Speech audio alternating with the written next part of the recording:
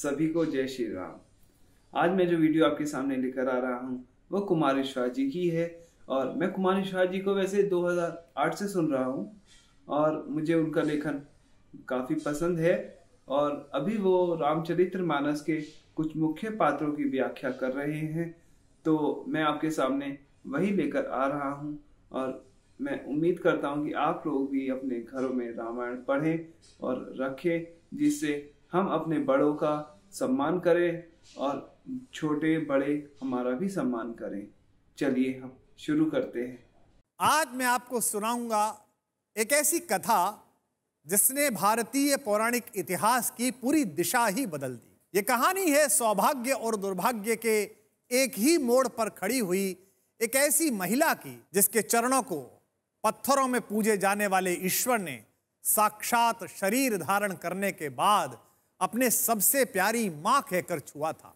आप समझ गए होंगे कि मैं आज आप सबको त्रैलोक्य के स्वामी मेरे आराध्य राघवेंद्र श्री राम की सौतेली माता कैकेयी और उनके प्रसिद्ध हठ की कहानी सुनाने जा रहा हूं। भगवान राम की 3 माताएं थीं और बचपन में तो उन्हें सबसे ज्यादा प्रेम कैकेयी से ही था।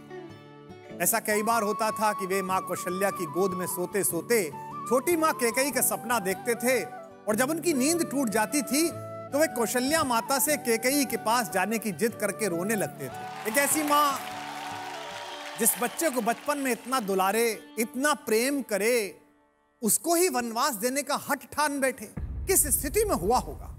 आज की कथा हमें यही बताएगी। महाराज दशरथ ने सुबह ही सुबह स्नान के बाद दर्पण में अपने कान के पास एक सफेद रंग का बाल देखा। और उन्हें लगा कि अब वो समय आ गया है कि वो राजकीय दायित्व से बाहर आएं और सबसे योग्य युवराज ज्येष्ठ पुत्र राम को अपना उत्तराधिकारी बनाएं।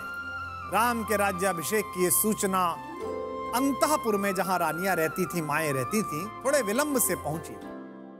राम की मंझली मां कैकेयी की एक बड़ी प्रिय दासी थी मंथरा। वे बहुत लंबे समय से कैकेयी के साथ रहती थी, इसलिए वे रानी की मुंह लगी थी। अच्छा, वो स्वभाव से बहुत कुटिल भी थी। अब यहां तो सारा ही राज्य प्रसन्न था, हर व्यक्ति उत्साह में था जैसे उसी के बेटे का राज्याभिषेक हो रहा है। इतनी सारी प्रसन्नता, इतने सारे लोगों का संतोष, असंतोषी मंथरा के मन में कुटिलता जगा गया। उसने कैकेयी को जाकर राज्याभिषेक की बात सुनाई। रानी इस खबर को सुनकर इतनी प्रसन्न हुई कि उन्होंने उसे बहुमूल्य इनाम देते हुए कहा, कितनी अच्छी सूचना लाई हो मंथरा, अब मेरा सबसे प्रिय पुत्र राम राजा बनेगा।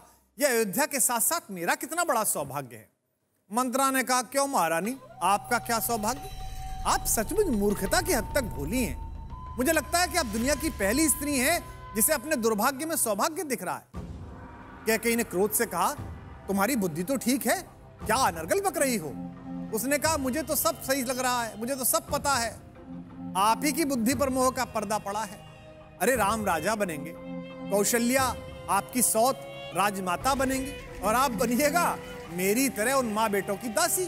कैकेयी ये सुनकर चौंकी। उन्होंने कहा, तुम्हारी बुद्धि में इतना कलुष कैसे आता है मंथरा?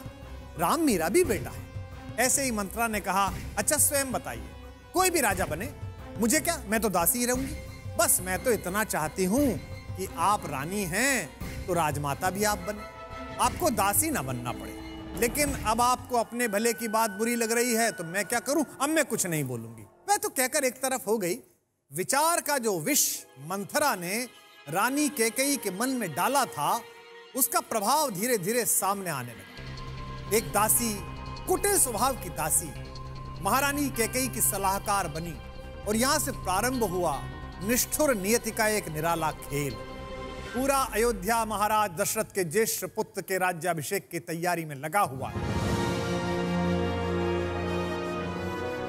मंथरा की दुर्बुद्धि का शिकार हुई कैकेयी को उस समय मंथरा अपनी सबसे बड़ी शुभचिंतक लगने लगी। कैकेयी ने पूछा कि तुमने तो समस्या मात्र बताई मंथरा, इसका निदान क्या है, इसका समाधान क्या है? अगर ज्येष्ठ लोग और स्वयं महाराज दशरथ ये तय कर चुके हैं कि राम का ही राज्याभिषेक होगा, तो मैं एक रानी मात्र होने से इस राज्याभिषेक को कैसे रोक सकती हूँ? मंथरा ने कहा, आप सरल तो हैं ही, आप बहुत ही भुलक्कड़ भी हैं। आपको याद है जब आपने संभासुर के साथ युद्ध में महाराज दशरथ की प्राण रक्षा की थी तो उन्होंने आपको 2 वरदान दिए थे और युद्ध क्षेत्र में खड़े होकर आपने कहा था, महाराज मैं अभी क्या मांगू, कभी समय आएगा तो आपसे कुछ मांग लूंगी। कैकेयी ने कहा, हाँ हाँ वो तो मुझे याद है और मैंने वो वरदान अब तक मांगे भी नहीं है। मंथरा ने कहा, बस यही उसका उचित समय है, आप 2 वरदान मांगिए। पहला वरदान तो ये कि आपके पुत्र भरत का राज्याभिषेक हो और दूसरा वरदान यह मांगिए कि राम को 14 वर्ष का वनवास मिले। महारानी कैकेयी ने मंथरा की दुर्बुद्धि पूर्ण सलाह को मानते हुए दोनों वरदानों की प्राप्ति के लिए महाराज दशरथ जैसे पिता के सम्मुख। यहाँ पर मैं रोकना चाहता हूँ आप लोगों को, और 14 वर्षों का ही वनवास क्यों दिया जाता है या क्यों दिया गया था वो मैं आपको वीडियो के अंत में बताऊंगा।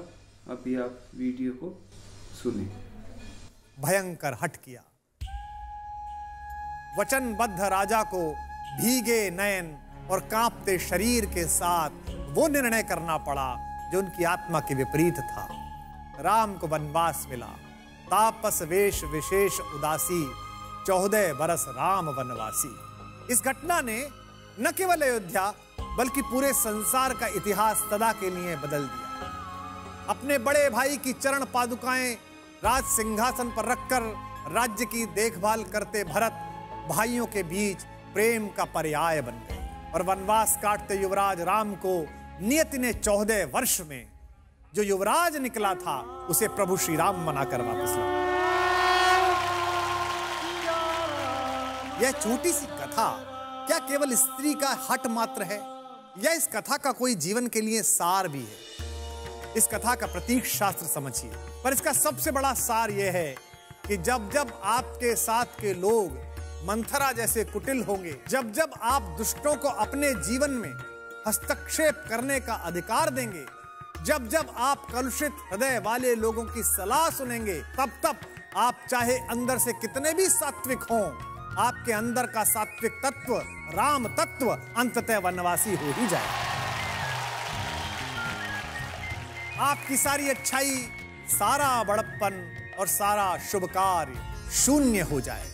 तो याद रखिएगा कि अपने अंदर के शुभ तत्व को अगर वनवास नहीं देना तो जीवन में मंथरा जैसी दुर्बुद्धिपूर्ण सलाहकारों से दूर रहे। तो जैसा कि मैंने कहा था आपको, मैं वीडियो के अंत में बताऊंगा कि 14 वर्षों का वनवासी क्यों दिया गया था श्री राम जी को।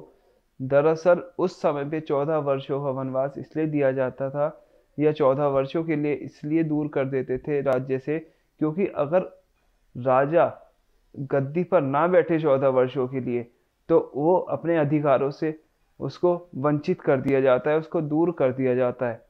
इसलिए 14 वर्षों का वनवास दिया था। उसमें अगर 13 साल भी हो तो भी राजा वापस बन सकता है, तो इसलिए 14 साल का वनवास दिया गया था। बहुत ही अच्छा सार यहाँ पर कुमार शिवाजी ने खुद भी बताया है और मैं भी यही कहूँगा कि बहुत सी मंत्राएं हमारे और आपके आसपास है, उनसे दूर रहें, रामायण पढ़ें, सही निर्णय लेने की शक्ति आपके मन में आएगी, आपके अंदर रहेगी, तो ऐसी मंत्राएं आपको वश में नहीं कर सकती हैं। चलिए अभी मैं इस वीडियो को विश्राम देता हूं और जल्दी दूसरी वीडियो के साथ लौटूंगा। जय श्री राम, जय जय श्री राम।